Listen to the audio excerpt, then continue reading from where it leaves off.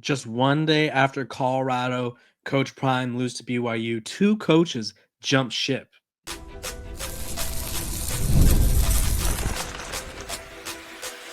You are Locked On Buffs, your daily podcast on the Colorado Buffaloes, part of the Locked On Podcast Network, your team every day. Welcome to Locked On Buffs. I'm your host, Kevin Borba. Today's episode is brought to you by the Locked On Podcast Network. It's your team every day for free and available wherever you get your podcast. So thank you guys for making me your first listen of the day. And thank you for liking, subscribing, and joining me on this journey of what was a tremendous 2024 college football season for the Buffs. Let's talk about everything that transpired after Colorado's loss, right? I think it was a disappointing loss for two reasons. One, you lose, you don't win a bowl game for the first. Colorado still hasn't won a bowl game since 2004. They lose a game in which they didn't really show up for, and it's the end of the Shedeur Sanders, Shedeur Sanders, Travis Hunter era of them playing under Coach Prime. Obviously sad because we had so many great memories. However, Coach Prime doesn't have time to dwell because he's now in the coaching pool looking for replacements for two coaches who decided to not only jump ship but leave for a program that I think is in a worse situation than Colorado is. And I think it just goes to show that sometimes in football, in life, there's always bigger brands and names that are going to come knocking, and sometimes money talks more than loyalty. So let's talk about it. Phil Loadholt, which was the new offensive line coach that came over from Oklahoma, and Vincent Dancy are both joining the Mississippi State coaching staff. It came just one day after, obviously, like I said, the bowl game. Coach Prime wasn't shocked. He did kind of mention this, and Adam from 24/7 Sports wrote about this. He said, and this was a quote from Coach Prime, quote, "I'm pretty sure a couple of them are going to come in my office about elevation because people are going to want them on their staffs, and that's what we're here for." He said this after the BYU loss. "We're here to advance people. You either get terminated or elevated. It's either going to be one of the two sooner or later." So obviously, Coach Prime isn't bothered by it. He has a pretty solid coaching tree, right? You have Sean Lewis, who comes from the Coach Prime coaching tree in a way, right? Goes to San Diego State as the head coach, and although Charles Kelly spent majority of his career with Nick Saban, and went to Auburn this past year, he got a head coaching job, and Coach Prime has helped some other coaches into prominent positions. And clearly, these two guys, although they Loadholt had a prior relationship with Jeff Lebby, maybe this was what they needed, what Mississippi State needed to see from these two guys to hire them up. So tough to see. And Dancy is a Mississippi native, so clearly it's a return home for him. Let's talk about, are they losses, right? I don't feel like it's addition by subtraction by any means, but I do feel like the offensive line improvement, which, I mean, to be fair, Phil Loadholt still had a lot of challenges with this group, right? You inherit an offensive line, even though it was very different from last year. I think it was outside of a couple guys, it was pretty much all new starters. You inherited a line that was the worst in college football, and you come in, and they weren't the worst in college football, but they still allowed 43 sacks. Shedeur Sanders was the third most sacked quarterback in college football.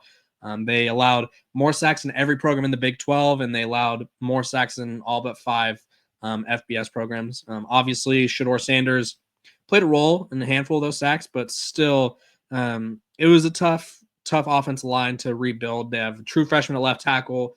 Your center ended up being a walk-on true freshman. Then you had a walk-on rotating at right tackle. So there was a lot to sort of deal with.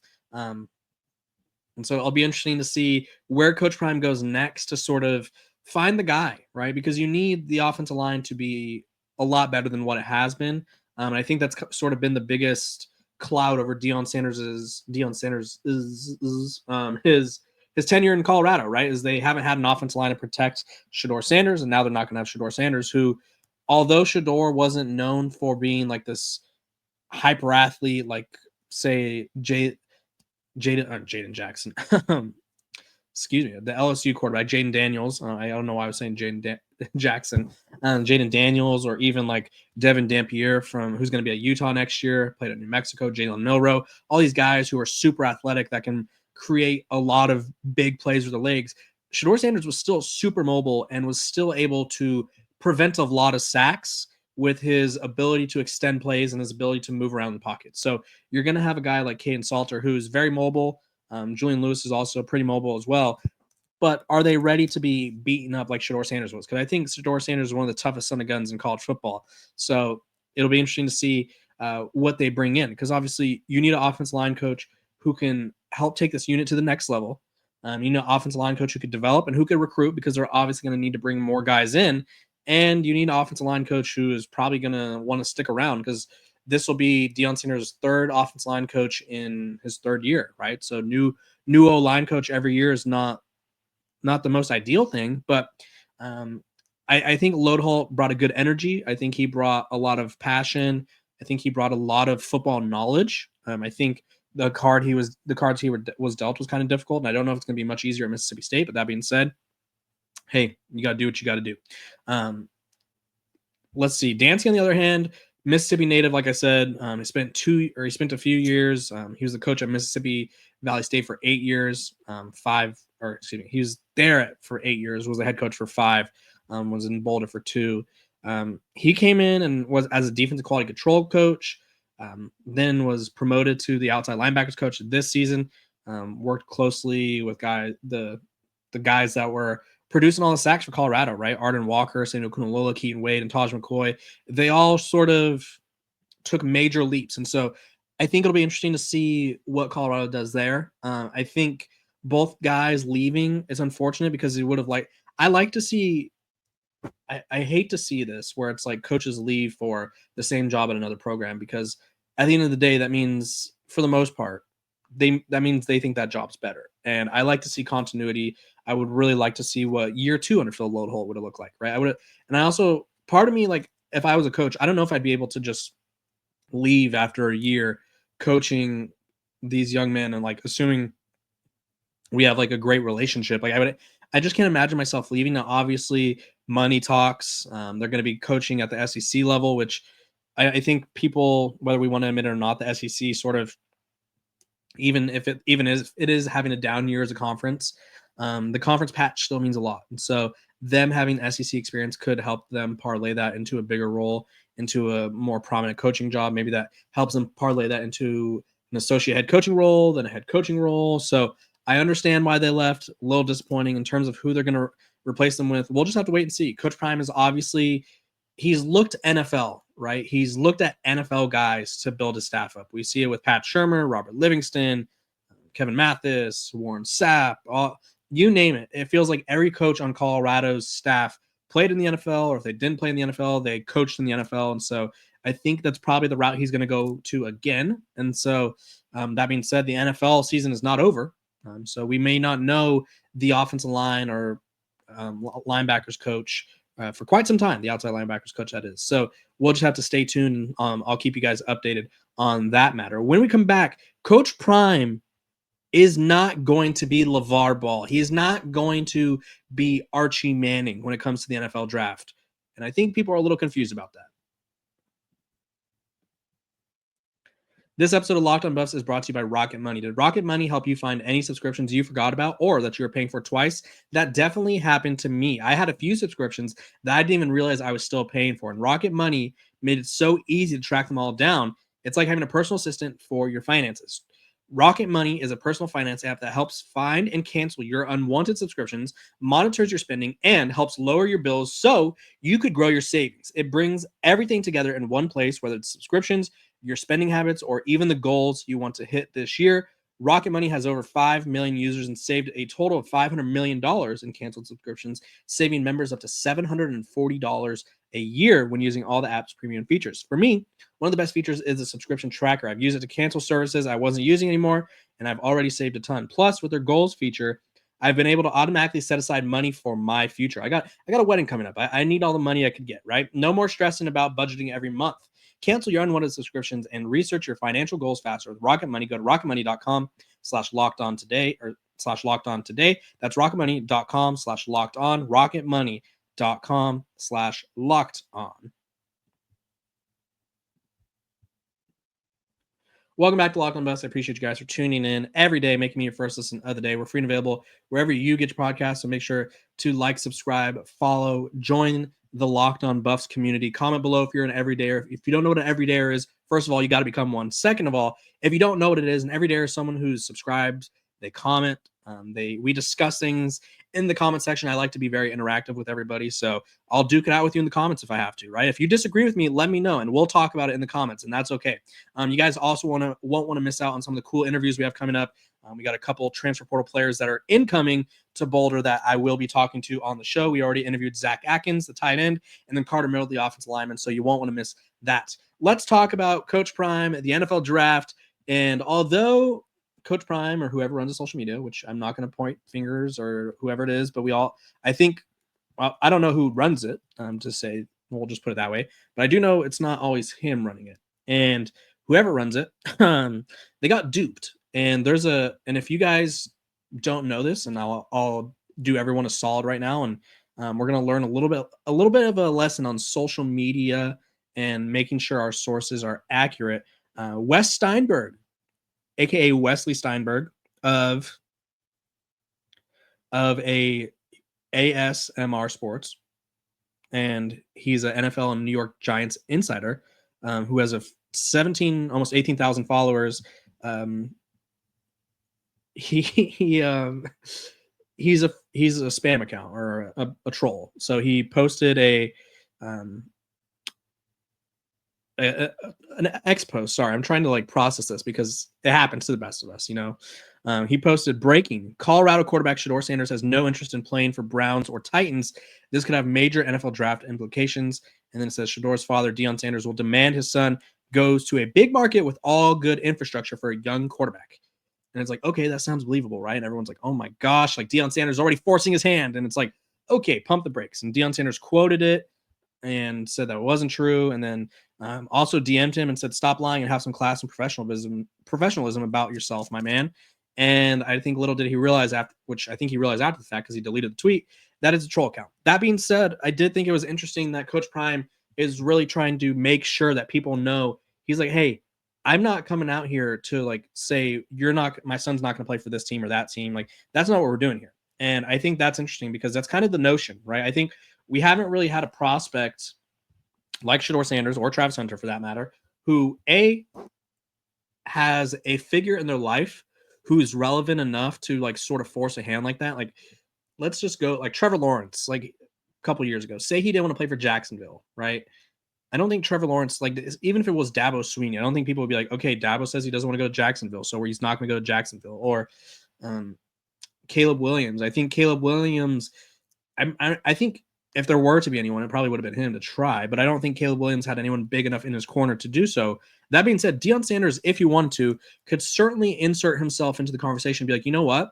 I don't want to have my son play for the Cleveland Browns, or I don't want my son to go play for the Tennessee Titans. He could do that. And maybe Archie Manning, who did the same thing with Eli Manning, maybe they could force their way to a certain team, but he says he's not going to do that. And he also made sure to tweet, and he said they've already started the line and positioning, but they forgot I got time today. And then he also had a post that said it will be multiple idiots that will say things that totally aren't true regarding where I would like Shedeur and Shiloh to play in the NFL. If I say it, I will say it directly to whom it may concern, not an attention seeker. And he said, I do know the NFL commissioner, Roger Goodell, personally. And then it had a little mic drop. So clearly, Coach Prime is a little bothered, trying to shut down these notions that hey, I'm not going to do this. I think it's good that he says this. I do think the hard part about him saying this now is he kind of already said that he would do that. And I'm going to pull up the quote right now, because he, not that long ago, I'm trying to remember, he did say something along the lines of, it will be an Eli. Yeah. So when there was an interview way back when, and he said, I'll pull Eli, a LeVar Ball, a LeBron James. I'm pulling all of them. Honestly, we've talked about it ostensibly. I've talked to a multitude of NFL teams because they're at practice every day, but I want what's best for them. I want them to be happy. And he was on the nightcap. So that's with Shannon Sharp and Ocho. So he has said that he would sort of, I guess, be vocal about forcing his team or his son to a team, but he clearly isn't wanting to. He's not wanting that to be the notion anymore. Maybe he was just joking around, and maybe people took it too seriously. because I think the problem with not the problem with Deion Sanders, but the problem with Deion Sanders' platform is people will take anything he says and sort of run with it. And I think that's the hard part about it. And like, I'm reading a story right here. This was written by March 25th, 2024, CBS Sports. He was on a podcast, $1 million worth of game, and said there are certain teams that they will refuse to play for. And he says, I know where I want them to go. So it's certain cities that ain't going to happen. It's going to be in Eli. So he's kind of already put the narrative out there that like, hey, if I don't like your team or your city or your franchise or how you develop quarterbacks or whatever, he's kind of already laid the groundwork that he will say something. But I think now he's trying to hush those notions down. That being said, I mean, it wouldn't shock me if he did it behind closed doors, because I mean, if you're Deion Sanders, why would you not like help your sons be in the best position? Like I think that's the hard part about this is people are going to get mad at him, but it's like, if your parents can help you in any way, or if you as a parent can help your kid in any way, wouldn't you do it?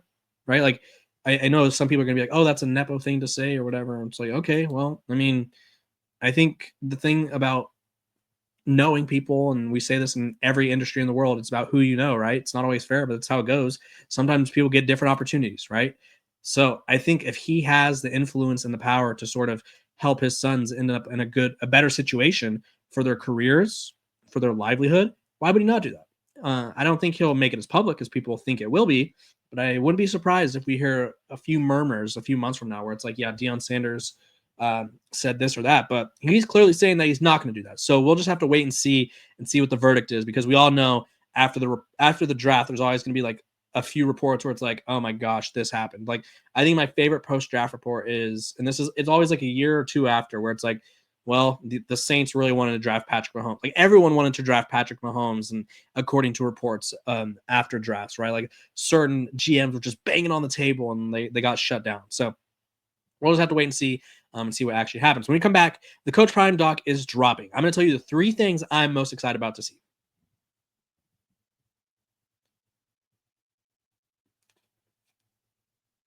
Welcome to Locked On Buffs. I appreciate you guys for tuning in every single day, making me your first listen of the day. We're free and available wherever you get your podcast. If you're an everydayer, you know I love you. You know I appreciate you and all the things you guys do for the show.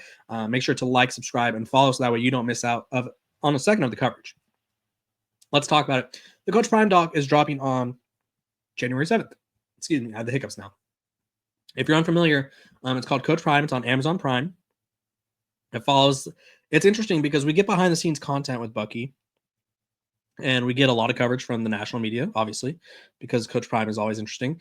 But we don't get like a behind the scenes, like this is like documentary style where it's like Joel Klatt's talking, local insiders are talking about it, talking about his impact and talking about the season. Players are talking. So it's cool to see sort of their experiences play out.